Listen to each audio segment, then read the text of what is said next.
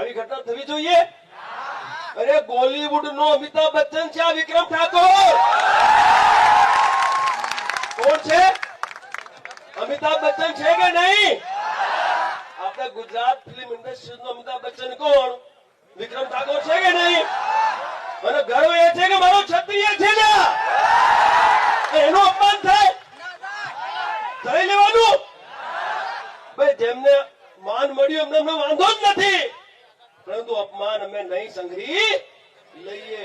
બરાબર છે ને ભાઈ? એ ખોટું નથી બોલ્યો ને? મિત્રો આટલી મોટી સંખ્યામાં આપ સૌ અહીંયા પધાર્યા. બોલો વિધાનસભા જવું છે? તૈયાર છીએ.